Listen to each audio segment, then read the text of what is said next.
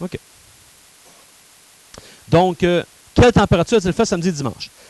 Les étapes sont presque les mêmes que pour la méthode de la comparaison. C'est-à-dire, on ne peut pas passer aux côtés, il faut définir les variables puis modéliser la situation. Si je prends le problème ici, ce que j'ai fait, moi, eh bien, je me suis servi de S et de D pour samedi et dimanche. Vous pouvez faire ça des fois au lieu d'utiliser X et Y. Parce qu'au cours du problème, c'est beaucoup plus significatif. Je n'ai pas à me poser la question X, c'était quoi? Avec S, c'est clair que c'est samedi, D, dimanche.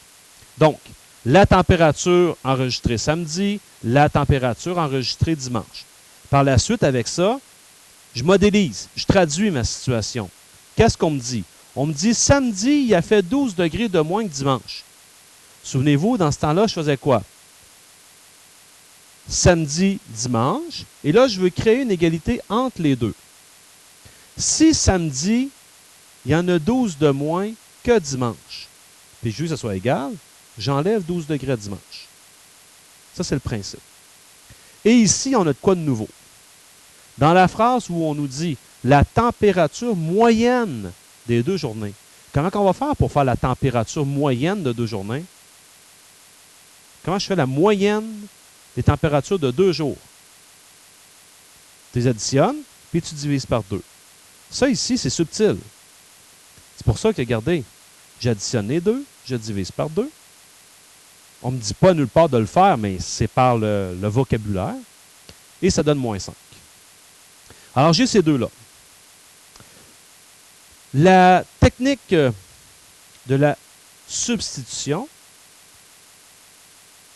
dit que tu n'as pas à isoler les deux variables. Tu en isoles une dans une des deux équations. C'est à ton choix.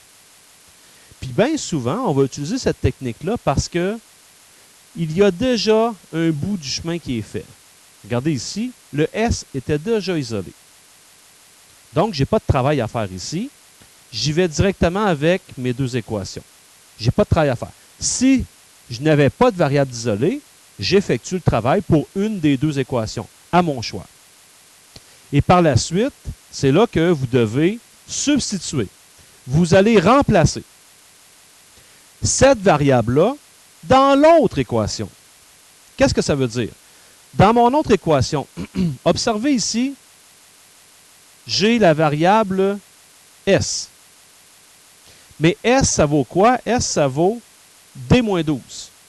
Donc, dans cette équation-là ici, je vais aller remplacer mon S par D-12. Je sais que S vaut D-12. Plus D sur 2 égale moins 5. Et là, ben, du coup, je me retrouve avec quoi? Je me retrouve avec une seule équation.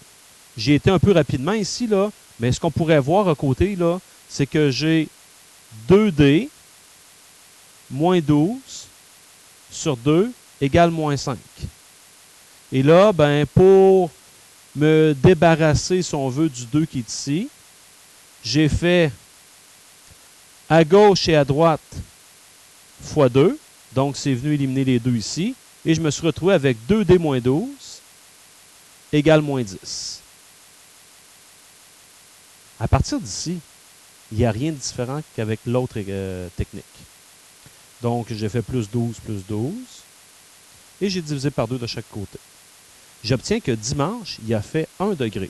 C'est ce que je prétends. Puis là, ben, j'ai été remplacé dans 1, puis dans 2. En remplaçant dans 1, je remplace D par 1, ça fait moins 11. Puis dans 2, en remplaçant D par 1, j'obtiens moins 11. Donc, je viens de valider, comme dans l'autre technique, que ma réponse est bonne. Et je fais quoi? Je reviens dans le contexte. Revenir dans le contexte, c'est de voir quelle était ma question. La question était, quelle température a-t-il fait samedi et dimanche? La question aurait pu être uniquement, quelle température il a fait samedi? Donc, réponse, il a fait moins 11 degrés samedi et 1 degré dimanche.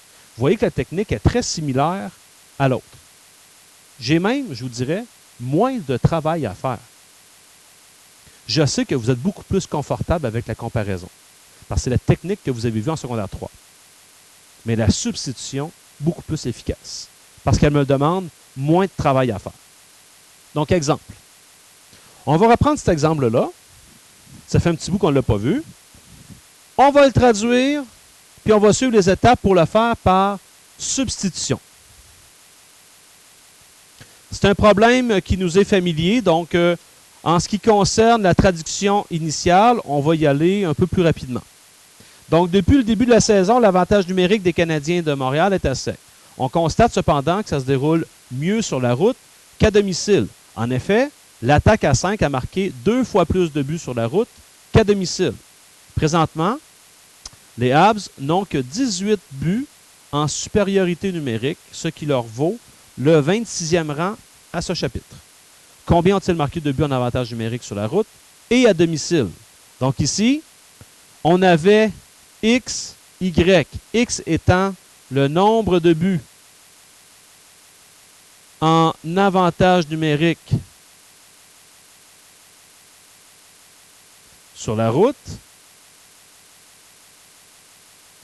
Et le Y était le nombre de buts en avantage numérique à domicile.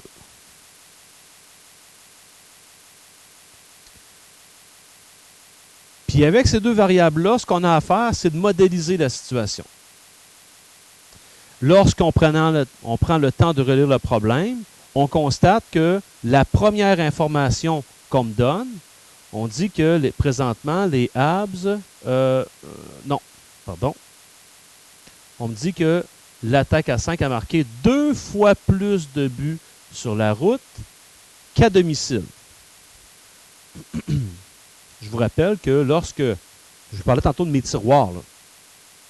Ça, c'est un des tiroirs où est-ce que quand je rencontre cette phrase-là, ma façon de faire, c'est de comparer le nombre de buts sur la route à domicile. Moi, ce que je veux faire, c'est créer une égalité entre les deux. Et je me questionne. Sur la route, X, ils en ont marqué 2 fois plus sur la route qu'à domicile. Mais moi, je veux créer une égalité, donc c'est clair que c'est lui que je dois doubler. Un coup que vous avez saisi cette technique-là, vous ne vous trompez plus. Et l'autre phrase, on dit « Ils n'ont que 18 buts en supériorité numérique. » Ça, ce que je perçois par là, c'est le total. Donc, X plus Y égale 18. Première équation, deuxième équation. Là, la méthode de la substitution dit, tu n'isoles pas les deux, tu en isoles une. Une variable dans une des deux équations, dans celle que tu veux. Ben, on peut marquer ici, c'est déjà fait. Parce que lorsque je regarde les équations, j'ai mon X qui est isolé. Je vais me servir de celle-là. Je sais que X vaut 2Y.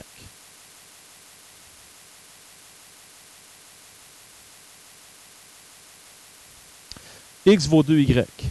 Bon, ben, allons remplacer, allons substituer.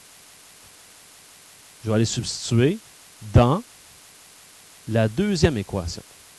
D'où l'importance de numéroter vos choses. La deuxième, c'est X plus Y égale 18. Regardez, je vais l'écrire là. Ça veut dire que le X, je vais aller le remplacer. Mais moi, mon X, je sais qu'il vaut 2Y. Donc ici, mon X, je vais remplacer ça par 2Y plus Y égale 18. Donc, je suis déjà rendu à solutionner. Ça va très vite avec cette méthode-là. Ça veut dire que j'ai 3Y égale 18. Et donc, Y égale 6 en divisant par 3. Ça se fait très vite. C'est moins de travail. Et comme l'autre technique, à partir de là, on va trouver la valeur de l'autre variable. Parce qu'il faut trouver ici la valeur de x. On va le faire dans la 1 et dans la 2. Donc ici,